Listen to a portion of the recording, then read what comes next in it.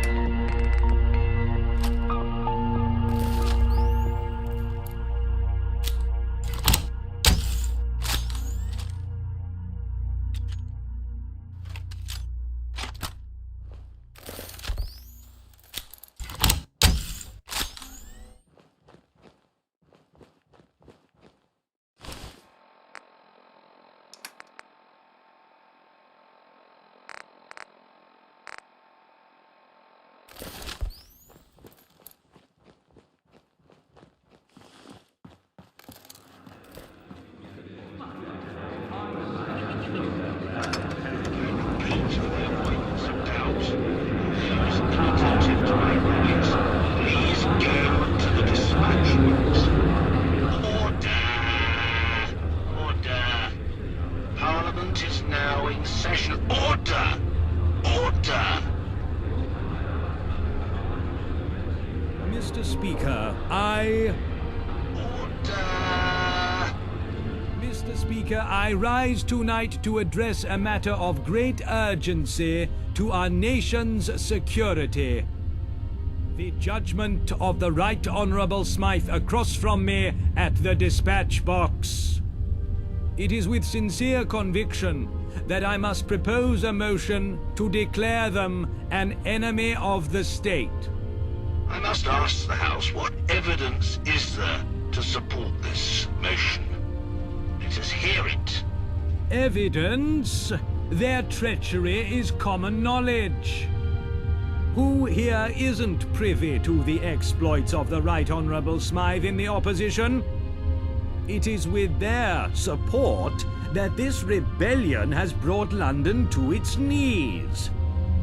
The idea that Camelot could succeed without one of our own is inconceivable. The blame for this catastrophic turn of events, therefore, is on them and them alone. What evidence do you have in your defense?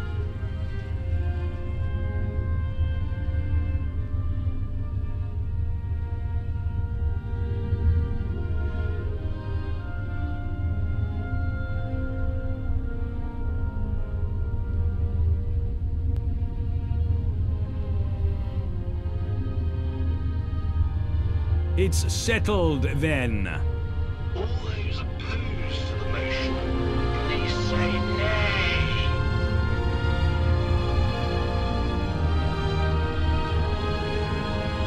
The ayes have it. The ayes have it. The motion is carried. Punishment, deaths. Unlock.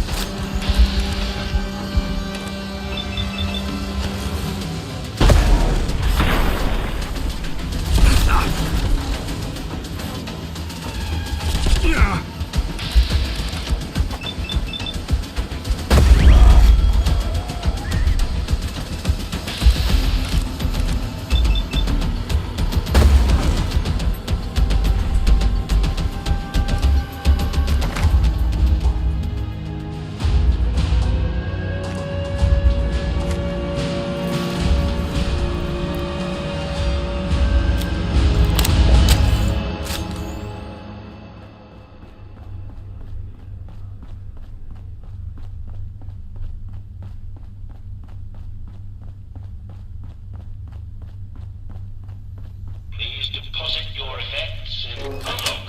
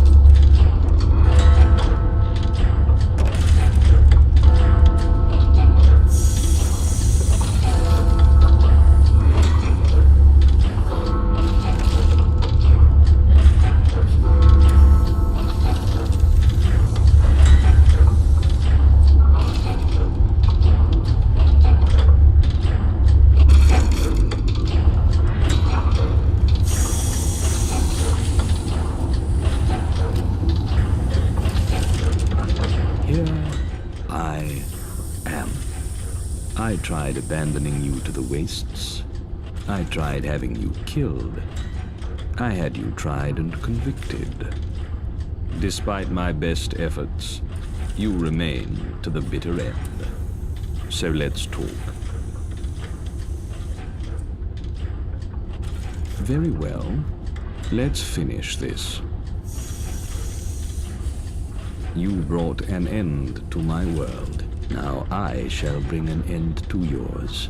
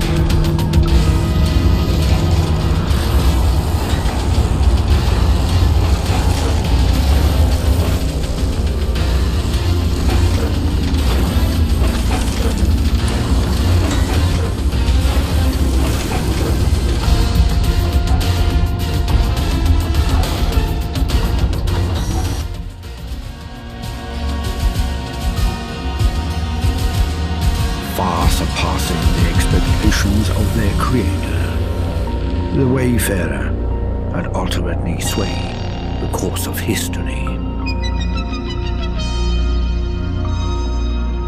Arthur, true to his word, began the process of establishing a true representative democracy. For better or worse, the fate of London would be tied to the will of the people.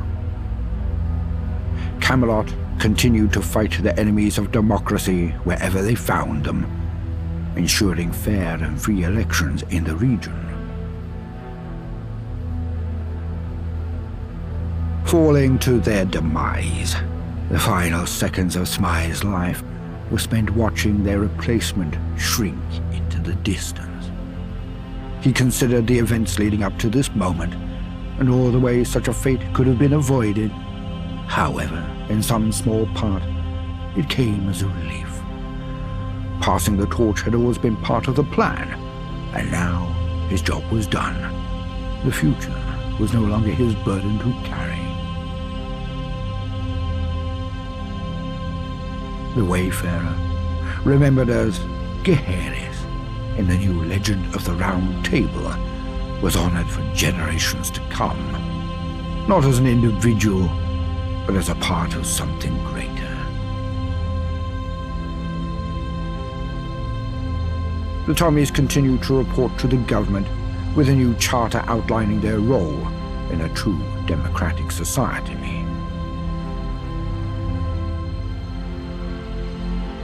The Pistols of Camden embraced the future with cautious optimism.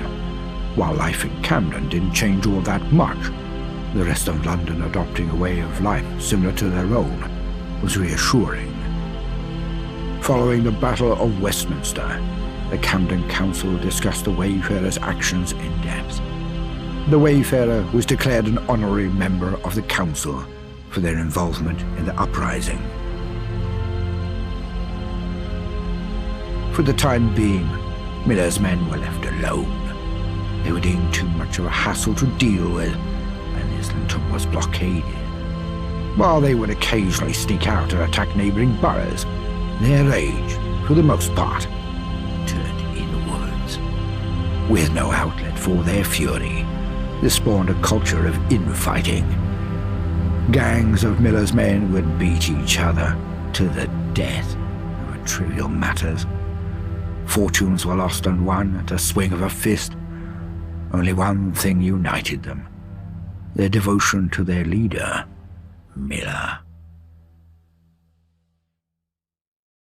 The Tommies never returned to Brickton, and their independence was guaranteed for years to come. They became a safe haven for those in London seeking a simpler life. In the grand scheme of things, they were insignificant, and they wouldn't have it any other way. While the rest of the city marched on, Brickton remained a capsule in time.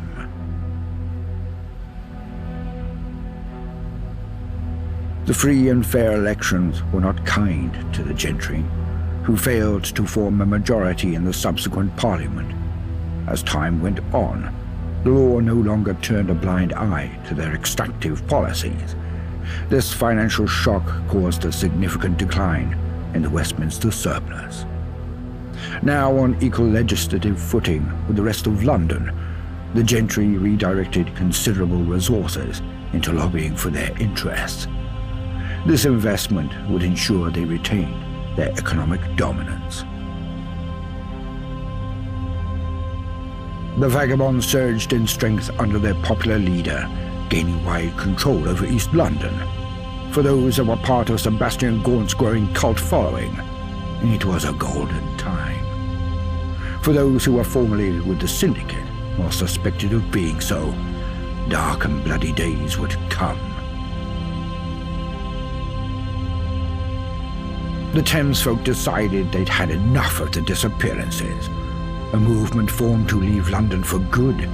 Those who stayed behind did so forever, looking behind their backs. And so, the Wayfarer's journey came to an end. But it was not the end of history, only the beginning. Because in mankind's pursuit of power, there is no price too high, no life too valuable, and no ideal too sacred. Because war never changes.